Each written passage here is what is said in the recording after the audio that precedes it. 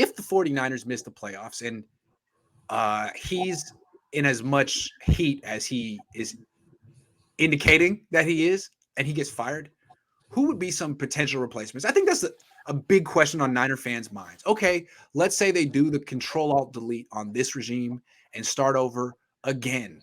Where's the starting point? Well, here's the thing. Like, what are they doing, though? Are they doing Control-Alt-Delete on the whole thing? Or are they doing Control-Alt-Delete only on Lynch? Because if they do Control-Alt-Delete only on Lynch, what probably is going to happen there is they'll probably promote Adam Peters and give Kyle Shanahan more power. Correct. Which is not the right answer here. No. Because I don't think it. I mean, I'm not in the organization. I don't know. Maybe John Lynch is really just doing whatever he wants during the draft and not listening to Kyle. But I don't think that's the case, though. If you listen to what they've said from the beginning, if anything, it's Kyle has the majority of the power, especially if it's an offensive player. Right. Yeah. And Lynch is kind of the figurehead, and maybe he has power here and there. But there's even I remember during the first, I think, year or the second year of the regime, there was an article about how the coaches were choosing the players and not the scouts and the GM, and there was a lot of resentment for that. That the scouts and the GM and just the personnel department would do all these write-ups and everything, and then only the coach would have the final say. So yeah. But let's talk some names though. Let's talk some names. All right, Jeff. There's a couple stragglers coming in from Facebook. Most people watch on YouTube, but Gino, what's up? Watching on Facebook. What up, Gino? Castillo. Yeah. Jeff Ireland with the New Orleans Saints. He's been there for a while. He's largely contributed to their success, or been attributed to their success. If you look at the Saints have had some very good drafts. They had that one draft where they nailed, I think, their first three picks. 17. Yep.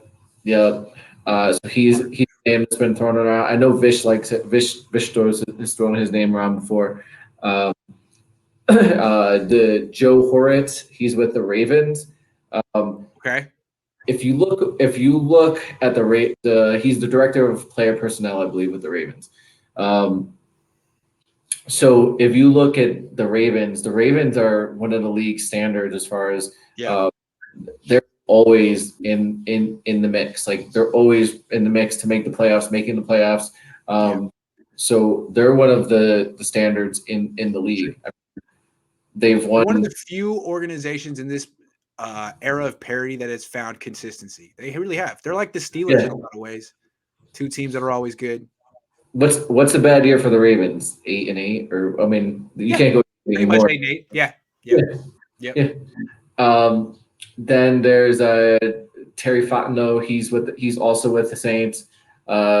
There's a surprising, Will McAvoy with the Cowboys. If you look at what the Cowboys has done in the past couple of years, I mean, everyone kind of goofs on the Cowboys because of the Jerry Jones, but they've drafted pretty well. If you look over the last Diggs, CD Lamb, the majority, even that offensive line from I'd have to look at how they've been there. And they've had a lot better track record drafting O-line than the Niners. Yeah. Yep. These are good names. I'm liking these so far. Yep. Joe Schoen with the Bills. He's assistant GM.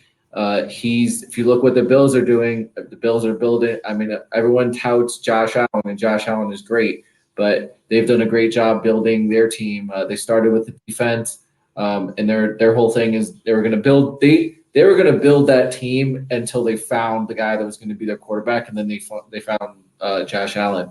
But they've done a great job in putting a team around him, and even like the trade for Trevon Diggs' brother. Stefan, that worked out pretty well. Funny how Trevon Diggs used to be Stefan Diggs' brother. Now it's the other way around. Well, the dude is getting really interception. He's gonna stop throwing his direction. Like, how many passes does he need to pick off for him to get the Richard Sherman treatment? He's gonna have more. He's gonna have more interceptions than Ayuk have. Yeah, right. Exactly. Anyway, that's Trevon Diggs. But are there any other names you wanted to put out there? Just Mike Mike Borgazon, Borgen, I was Borgenzi with the Chiefs, director of football ops there. Chiefs up until this point, I mean, this year the Chiefs have been pretty solid. I mean, obviously they drafted Patrick Mahomes. He's not having a good year this year, but that's okay. I mean, we all saw what he's done in the past couple of years. They've put a nice team around him, and even prior to that, what they did with Alex Smith, and they were a 12-win team even with Alex Smith. So they've done a nice job over the years. Is there anyone in Arizona who's any good? Because I like that organization. I mean, I don't like Cliff Kingsbury particularly. Them winning big without him was hilarious. It's like, yeah, of course. I mean, yeah, basically. I didn't check Arizona. Their roster was good, and they built an NFC Championship roster like 5-6 years ago when they had Arians and Palmer. Same guys. There's a couple guys from the Rams. There's a couple guys. I think I know that the Lions currently took people from the Rams, and that's what they're doing. But Arizona's they don't get. People are just starting to realize that that's a good organization. I think good organization. Yeah, me personally, I probably would lean towards someone from the Saints, Ravens, Chiefs, just because you have a longer track record you can look at of success. I'm casting a wide net here, but I like the names you put out there. About 7. That was good.